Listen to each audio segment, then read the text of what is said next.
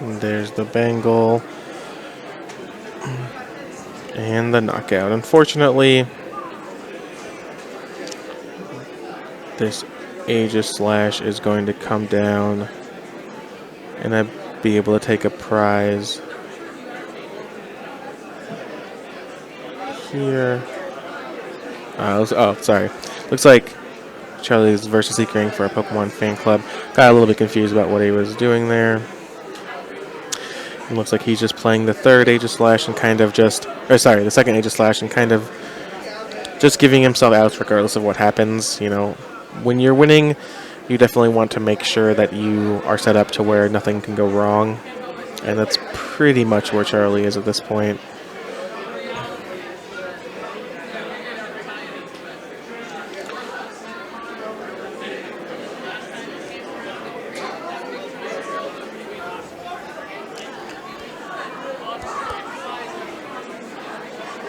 The important thing to note here as well is that Aegislash's Slash Blast attack does 20 more damage for each metal energy attached to Aegislash, so regardless of what happens here, Charlie can Metal Links three times and pretty much respond to whatever happens.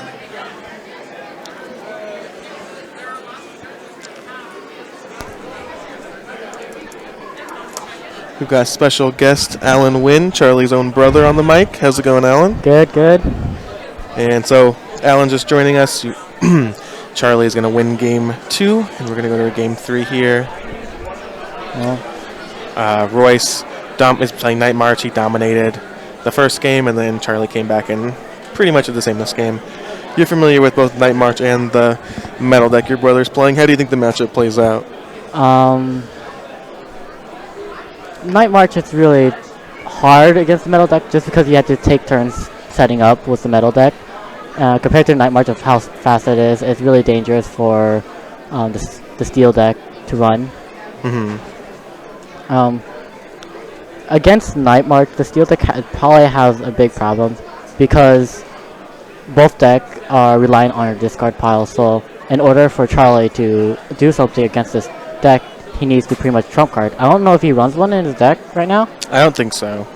Which is really bad because once the Night March is out there, it's out there, and it's really hard to get out of it. Yeah, we saw game 1. Royce was able to just get the Night March, get, 4, 5, 6 Night Marches in his discard pile in turns 1 and 2, and just kind of steamroll from there. Then game 3, he stumbled a bit. Game 2. Yeah, sorry, game 2, he stumbled a bit. I saw that Aegislash was actually pretty big in the matchup, making Royce find a basic energy to be able to attack. Yeah, and in the Night March decks, they actually run a low count of energies. So using Aegislash is actually pretty good idea to use. Definitely. How did your round go, Alan? I was playing Virgin and I ran into Pyroar. That's rough. Yeah. So you're now 1-1-1? Yes. So you still have a shot. Yep. How close are you to your World's Invite? Are you hoping to get there this year? I was first planning to judge, but now I'm actually planning to get my invite since I'm at 110 points. Okay, so still within the realm of possibilities. Are you gonna attend the states and regionals around here and kind of hit them all? I'm gonna miss, I believe it's Oregon regionals, due to a key club event I'm attending to.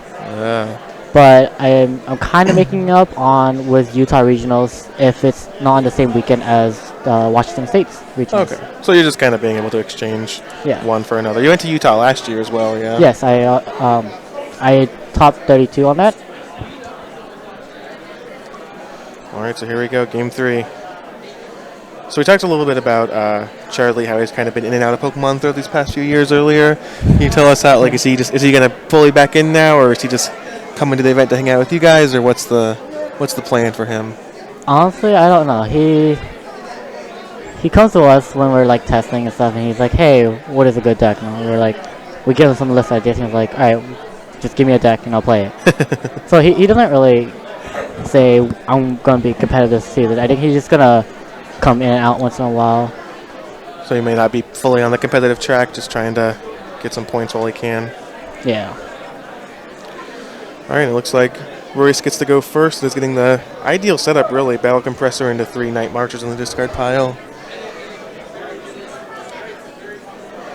He does run the risk. He can't really afford to attach a special energy this turn because of that Kabalion being able to knock it off, which is definitely not what Royce wants, and I'm sure Royce is aware of that. So that does set him back if he just can't attach an energy this turn at all, but if he has a basic energy, he'll be in a good spot. Choosing to attach the double colorless to the benched Mew. Not super risky. I don't know if you're Charlie if you would Lysander just to get that energy off. You might, but at least you're making him waste more resources at that point. Yeah, and Royce just discarded his 4th Lampit. Whew. Yeah.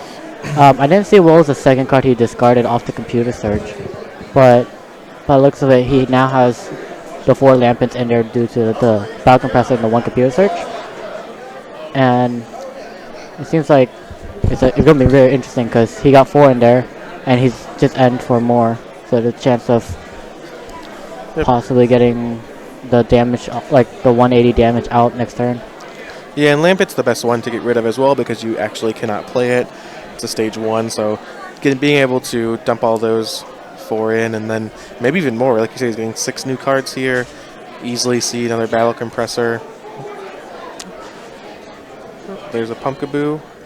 And you do need 1 Night Marcher on the bench so that Mew can copy its attack. There's a Dimension Valley, which is pretty nice. And there's a pass of the turn. So yeah, Charlie actually has a lot of special energy hate. I didn't really consider the Kabalion before. Hasn't been a factor, but starting with it here might actually be good for him. Might be able to, if Royce can't just immediately knock it out, it might be able to buy him a few turns from Royce just being too scared that his special energy is going to get knocked off. Yeah, on top of that, this whole deck is psychic, relying on the Mews and Punkaboos. The only thing he could really use is Joltik, but it's so low HP that it's such a danger. But with the Mews, there's a resistance on all of the metals, so it does lower, or it does give Charlie a better side. Definitely. And there's the 3rd Mew EX, Muscle Band on the benched Mew. Ultra Ball and a Joltik off of that. Yep, so it looks like there is currently 6 Pokemon with Night March in the discard pile. I believe it's 5 with a 4 Lampit and then the Joltik now. Oh, he's discarding the other Joltik as well, though, from the Ultra Ball? Well, no, this is the first Joltik he just got this game. Oh, you're correct, actually. Sorry, I thought that there was another. Yeah, so there is 5, and then he has a Muscle Band on the Mew. So the Mew will be able to give out, I believe, 100 damage because of the resistance on Cobalion. Absolutely. And I believe he actually has another Joltik down next to the Mew. Yeah, that's a Joltik on the bench there. Glare kind of makes it hard to see, but it is indeed a Joltik. Charlie with a slow turn 1 as well, just playing energy, playing a tool, and then playing a Bronzor. No supporter. Can be tough. Like we said, Royce is really trying to go off as quickly as possible, and it seems like he's doing that.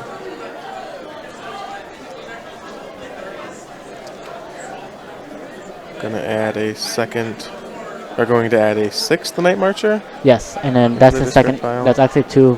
Those Lysanders are actually out now. Yeah, we did see that. That's interesting. I think it's fine though.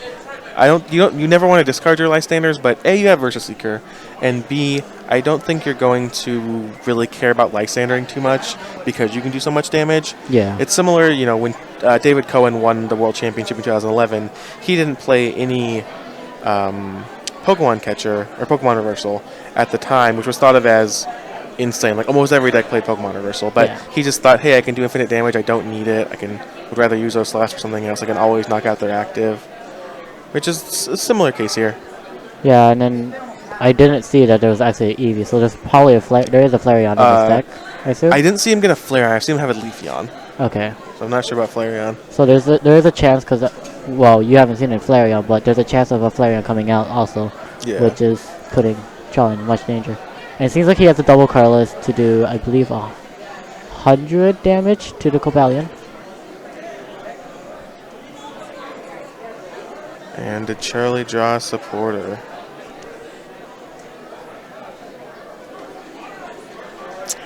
think he drew a Bronzor.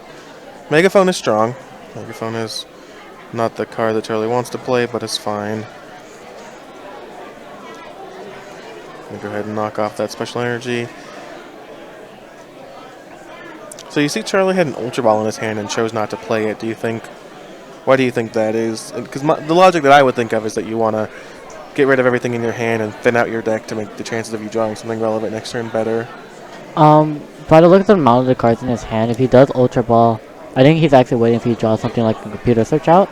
So it makes it much easier than actually discarding the card where you have one card in hand. Absolutely. But it is weird because I think Charlie is playing like this passively because he's afraid that Jirachi could be prized. And he doesn't want to put out Jirachi since it's a 2-prizer and it's low damage output. Or not even damage output, it's just low HP. That's possible. Also, the Ultra Balls do have a bigger utility in Charlie's deck than in most due to being able to put metal energies in the discard pile. Yeah. So that might be a reason. I just think, and obviously I don't know the contents of his hand, I just personally would try and increase the chance of me drawing a supporter by, whatever amount. Yeah. Whatever amount it is. At this point, if I know I don't run a trump card, I would actually go for the Jirachi for it because you do get your supporter out of it, you refresh your hand, and it's going to die either way. It looks, Cobalin's already going to get about one-shotted. I mean, there's so much out there. Are you certain that he plays Jirachi? No. I have not seen it yet. I would assume that he does, but I have not seen it in either games, Yeah. and I assume that he would go ahead and Ultra Ball for the Jirachi I didn't build the deck. My brother, Polo, is just like, here's a deck. You could go play this. It's like Eels. Absolutely. So it may, given that, he may play Jirachi and just not, given his inexperience in the format, not see that line of play to be able to Ultra Ball for the Jirachi for a supporter. Because I think you certainly take one there if you're Charlie. I think it's, you have to run the risk of the Jirachi getting knocked out to actually stay in the game. Yeah. And there's the knockout. And here comes the last draw step for Charlie. He draws a DCE. If his hand is indeed unplayables, he can at least Ultra Ball for a Pokemon to make it so it does not actually lose the game. Yeah. I mean, at this point, with the amount of time that's actually been used, for me, I would try to go for a tie, just because he's taking one prize per turn. So I will try to go for another Bronzor, even though it's low HP and you kind of need it. I'd rather just try to stall out for the 3 turns, because if you keep constantly putting out the Bronzor and wait a while, you might be able to time it and get a tie. So it looks like Charlie's considering what to get. Oh, it seems like he had 2 Bronzors in his hand, so that's why he didn't want to throw them away. And the reason he didn't evolve them is because of the retreat cost.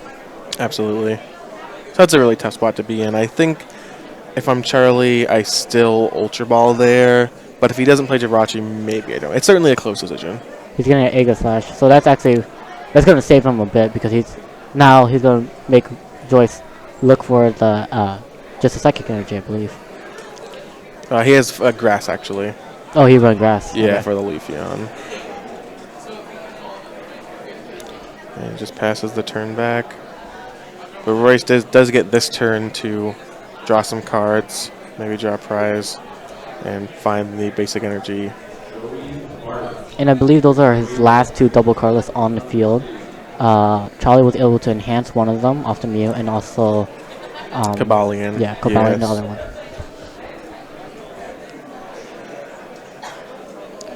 Looks like Royce does not find the energy, so Charlie could stall for a while. And by the looks of the amount of what's in Royce's discard, I don't think he could actually one-shot the Aegislash right now, even if he finds the normal energy. Oh no, I think there's still 6 remaining. We only see, there's 6 remaining. So that might be able to give Charlie a second chance. Yeah, so Charlie should have one more turn. Of course, Royce could always find a Battle Compressor or something. And he has a lot of cards in his hand. Yeah, absolutely. I wasn't sure what. Not sure what that card was. It looks like a Battle Compressor. Yeah. Coming down. And he's also thinning his deck out pretty thin. So if the basic energy is in there, he should be able to find it if he has any kind of draw card.